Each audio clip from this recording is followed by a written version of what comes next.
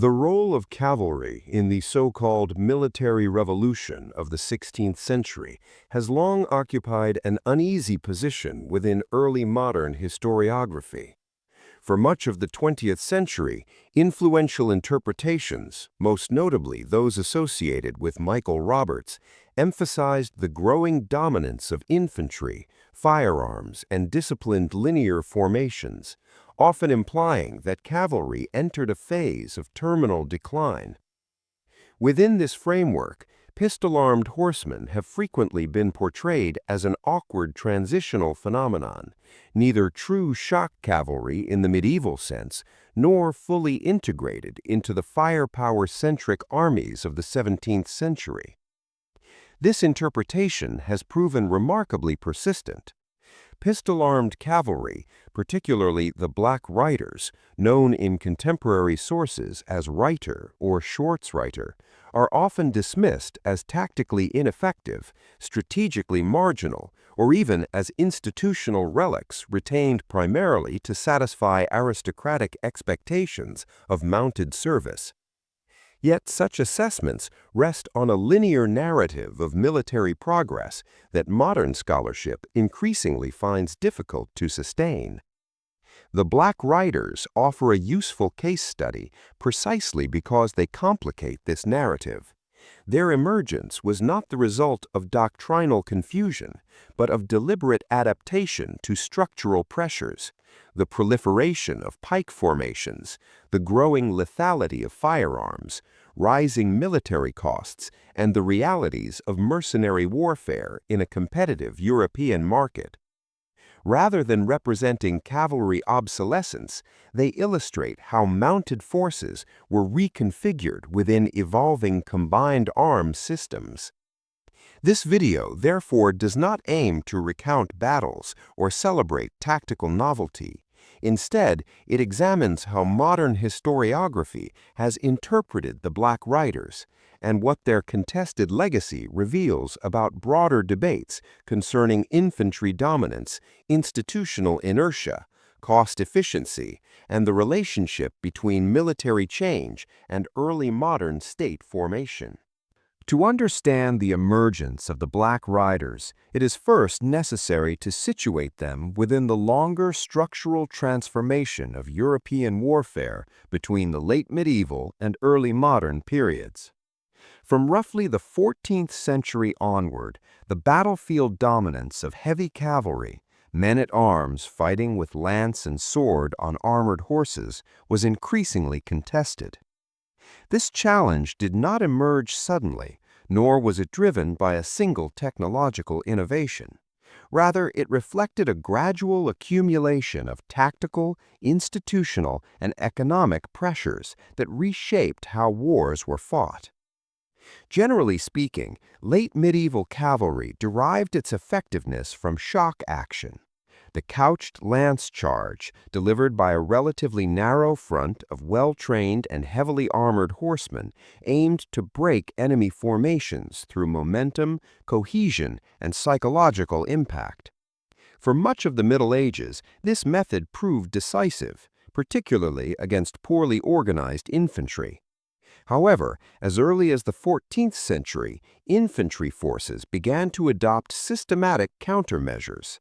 Missile troops, archers and crossbowmen learned to exploit terrain, field fortifications, and concentrated fire, often targeting horses rather than riders. At the same time, infantry formations grew denser and more disciplined. By the 15th century, the development of long pike formations marked a decisive shift. Swiss mercenaries, and later German Landsknechte, demonstrated that infantry equipped with pikes of 4 to 5 meters could withstand and even repel cavalry charges in open battle. These formations were deliberately deep, emphasizing cohesion and mutual support, and were designed to absorb the impact of mounted shock while retaining offensive potential against enemy foot soldiers. Although comparisons with the ancient Greek phalanx are common, early modern pike formations differed fundamentally in that they operated in an environment saturated with missile weapons and increasingly lethal artillery. The spread of gunpowder further intensified these pressures. While early handguns were slow to reload and inaccurate by later standards, their psychological and physical effects altered the calculus of cavalry warfare. Mounted nobles now faced the prospect of being wounded or killed before closing with the enemy, often at distances that rendered traditional shock tactics ineffective. According to contemporary observers, the battlefield was becoming more transparent and more lethal, reducing the margin for error that cavalry charges had previously enjoyed. Economic and institutional factors compounded these tactical challenges. Heavy cavalry was extraordinarily expensive. Fully armored riders required high-quality steel armor, specialized war horses, and extensive training. The strongest horses, capable of carrying armored men into combat, consumed vast quantities of fodder and were difficult to sustain on long campaigns. Moreover, cavalrymen drawn from the nobility often became accompanied by servants, squires, and additional horses, all of whom imposed logistical burdens on armies already strained by supply constraints. These rising costs coincided with changes in the organization of warfare. As states increasingly relied on mercenary forces and standing armies, military effectiveness became closely tied to cost efficiency and reliability rather than social prestige. Under such conditions, simply preserving the traditional model of the heavily armored lancer was no longer sustainable. The stage was thus set for experimentation within cavalry itself, aimed at reconciling mounted warfare with the operational realities of the 16th-century battlefield. By the early 16th century, the cumulative pressures outlined above had produced what many contemporaries perceived as a crisis of cavalry warfare. The traditional solution, direct assault with lance and sword, was increasingly constrained by battlefield conditions that favored depth, discipline, and firepower. According to one influential interpretation, articulated most clearly in mid-20th century scholarship, cavalry shock had become tactically obsolete in the face of pike formations and firearms. From this perspective, mounted troops survived largely out of institutional inertia, their battlefield role reduced to pursuit, skirmishing, or symbolic presence. Yet such interpretations risk overstating both the uniformity and the inevitability of change. In practice, cavalry did not disappear. Instead, it diversified. One early response to the declining viability of the fully armored lancer was the emergence of intermediate types, most notably the demi-lancer. These horsemen retained the lance but carried less armor, often wearing open-faced helmets and dispensing with full leg protection. The demi-lancer represented an attempt to preserve shock action while reducing costs and increasing flexibility. However, this solution proved only partially effective. Against well-ordered pike formations, even lighter lancers faced the same fundamental problem, the difficulty of closing with the enemy without prohibitive losses. It was within this context that new forms of cavalry, shaped by mercenary markets rather than feudal obligation, began to emerge. Nowhere was this more apparent than in the German-speaking regions of the Holy Roman Empire. Here, competition among mercenary captains was intense, and success depended on delivering measurable military value at sustainable cost. Units that were too expensive, too slow to replace, or too specialized struggled to find employment. As a result, German cavalrymen were under strong incentives to adapt both their equipment and their tactical repertoire. The Black Riders emerged from this environment during the middle decades of the 16th century, with their first prominent appearance during the Schmalkaldic War. Unlike traditional men-at-arms, they deliberately abandoned many of the material markers of heavy cavalry status. Horse armor was dispensed with entirely, and personal protection was reduced to what later sources would describe as three-quarter or trot armor. This configuration protected the torso and upper limbs but left the lower legs partially exposed, improving mobility and reducing weight. The armor itself was often made from relatively low-quality steel, treated with acid to resist corrosion, a process that darkened its surface and gave rise to the term black riders. Crucially, this equipment was not merely cheaper, it was also more standardized. By the mid-16th century, elements of Black Rider armor were increasingly mass-produced, with interchangeable components that simplified repair and replacement. This represented a significant departure from the bespoke armor of medieval elites and foreshadowed later developments in early modern military supply systems. Over time, the emphasis on protecting the torso rather than the entire body would culminate in the widespread adoption of the cuirass as the defining element of heavy cavalry armor. Weaponry further distinguished the Black Riders from their predecessors. Rather than relying primarily on the lance, they integrated gunpowder weapons, most notably the wheel-lock pistol, into their fighting style. While these pistols lacked the range and accuracy of contemporary muskets, they offered decisive advantages in mounted combat. A single rider could carry multiple pistols, allowing for repeated discharges during a single engagement. Moreover, pistols required far less training than the lance, which demanded extensive coordination between rider and horse. This lower training threshold made it possible to raise effective cavalry units more quickly and at a lower cost. Taken together, these developments were not random innovations, but rational responses to structural pressures. Rising costs, logistical constraints, mercenary competition, and evolving battlefield threats all favored cavalry that was flexible, relatively inexpensive, and capable of operating within combined arms environments. The Black Riders were thus not an anomaly, but the product of systemic forces that reshaped cavalry from within, setting the stage for both tactical experimentation and historiographical controversy. The central tactical problem confronting 16th-century cavalry was the resilience of disciplined infantry formations, particularly those armed with long pikes. These formations were explicitly designed to deny cavalry the decisive shock upon which medieval mounted warfare had depended.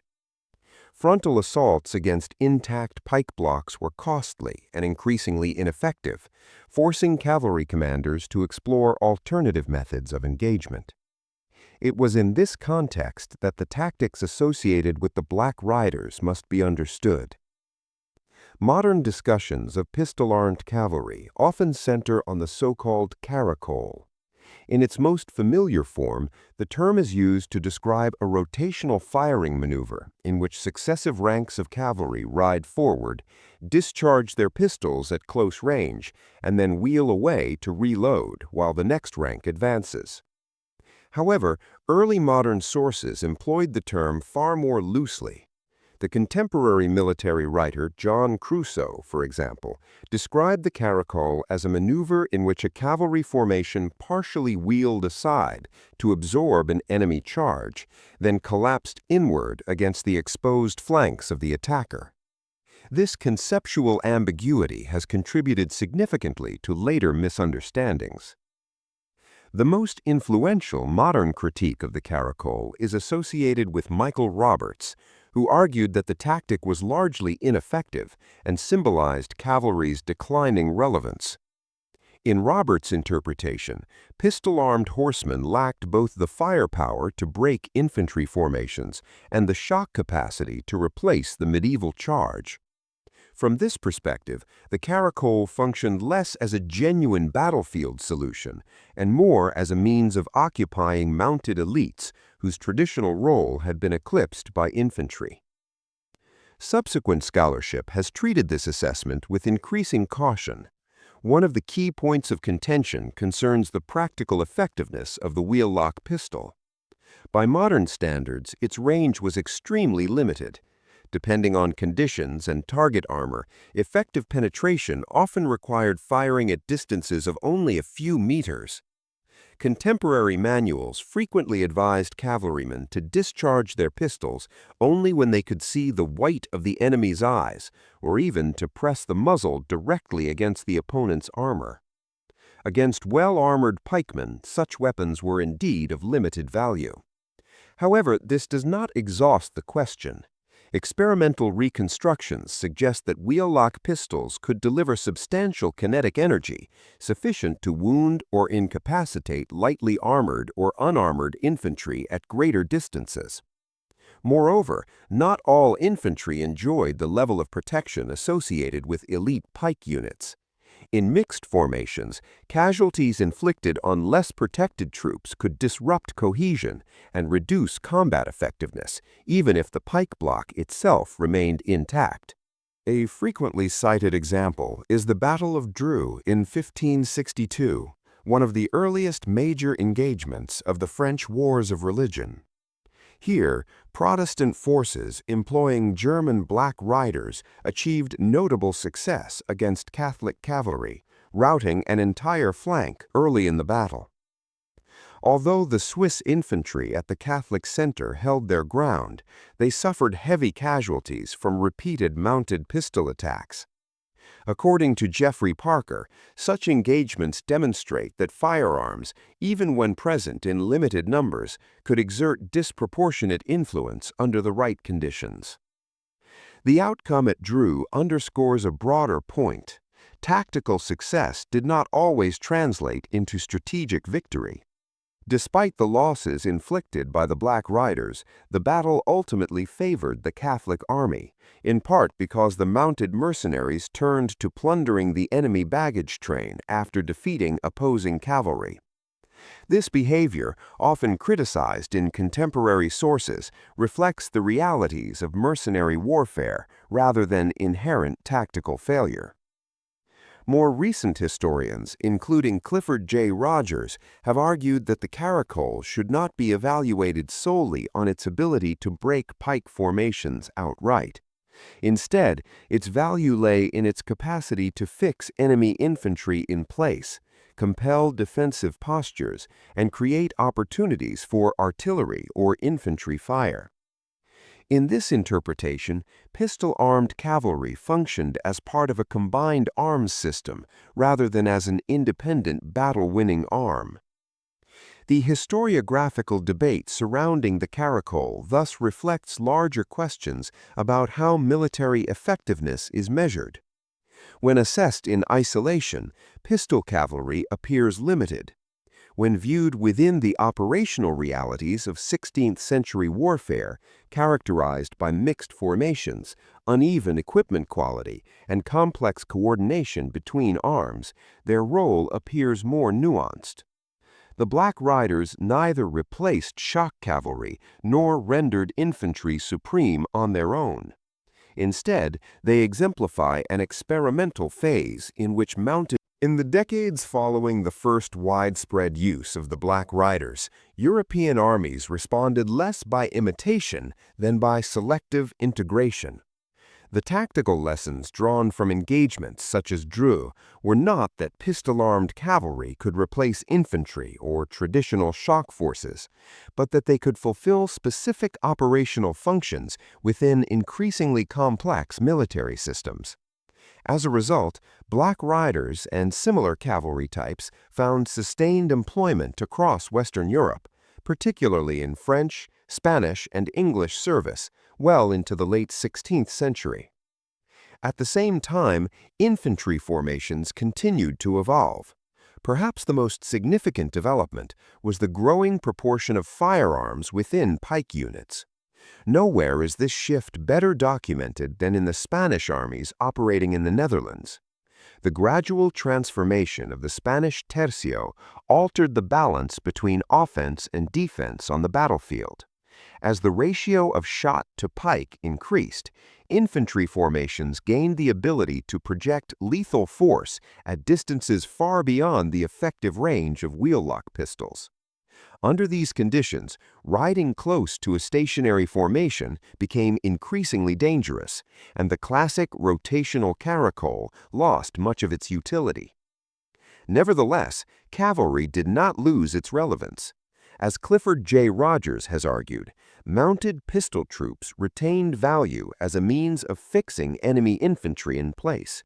By threatening a potential charge, cavalry compelled infantry to maintain dense, defensive formations, often preventing musketeers from advancing to the front ranks where their firepower could be most effectively employed. This, in turn, exposed infantry to artillery bombardment and counterfire from opposing foot soldiers. In such scenarios, cavalry operated less as a direct killing force and more as an instrument of operational control. Strategic considerations further expanded the role of mounted troops. A prominent example is the conduct of Henri IV of France, whose campaigns during the later French Wars of Religion demonstrate the continued adaptability of cavalry. Henry frequently employed pistol-armed cuirassiers and German mercenaries in what modern historians describe as a Fabian strategy, avoiding decisive engagements when conditions were unfavorable, while harassing enemy columns, supply lines, and detachments. In this context, mobility, rapid concentration, and the ability to disengage were more valuable than brute shock. Importantly, this did not imply the abandonment of melee combat. Contemporary evidence indicates that cavalry was often expected to fire pistols at close range and then charge home with swords once an opening appeared. The English officer Francis Vere, describing the Battle of Turnhout, explicitly noted that pistol fire was used to thin enemy ranks before mounted troops closed in. Such accounts challenge the notion that late 16th-century cavalry was confined to passive shoot-and-retreat tactics. By the end of the century, the caracole, in its most literal, rotational form, was increasingly rare. Yet its decline should not be confused with the failure of cavalry as a whole. Instead, it reflects a process of adaptation in which mounted troops were progressively reintegrated into combined arms doctrines shaped by firearms, artillery, and evolving infantry tactics. The historiographical debate surrounding the Black Riders ultimately reveals more about the complexity of military change than about the success or failure of any single tactic.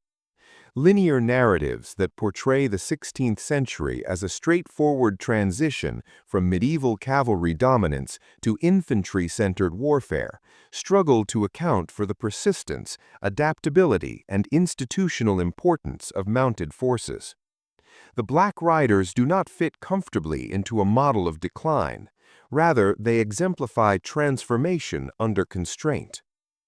Modern scholarship increasingly rejects the view that pistol-armed cavalry represented a hollow or purely symbolic presence on the battlefield. While the limitations of the wheel-lock pistol are well documented, focusing exclusively on weapon performance obscures the broader operational context in which these troops operated. Cavalry effectiveness depended not only on lethality, but also on mobility, threat projection, and the ability to shape enemy behavior. In these respects, Black Riders fulfilled functions that neither infantry nor artillery could easily replicate. This reassessment also helps clarify the role of later reformers. Gustavus Adolphus is often credited with restoring shock action to cavalry by abandoning the caracole in favor of direct charges. Yet this interpretation risks overstating his novelty. As several historians have noted, cavalry had never entirely ceased charging home with cold steel. Gustavus's contribution lay less in invention than in institutional enforcement, standardizing aggressive cavalry doctrine and ensuring the discipline required to execute it consistently. Finally, the Black Riders underscore the importance of mercenary markets, cost efficiency, and logistical sustainability in shaping military institutions. Their equipment, organization, and tactics were not accidents of experimentation, but rational responses to the economic and operational realities of early modern warfare. In this sense, they illuminate a broader truth. Military evolution is rarely a matter of replacement, but of adaptation. Understanding the Black Riders therefore sharpens our perspective on the 16th century as a period of negotiation between old forms and new pressures. Cavalry did not vanish, nor did infantry simply take its place. Instead, European warfare evolved through continuous adjustment, in which mounted troops remained an essential, if changing, component of the battlefield system.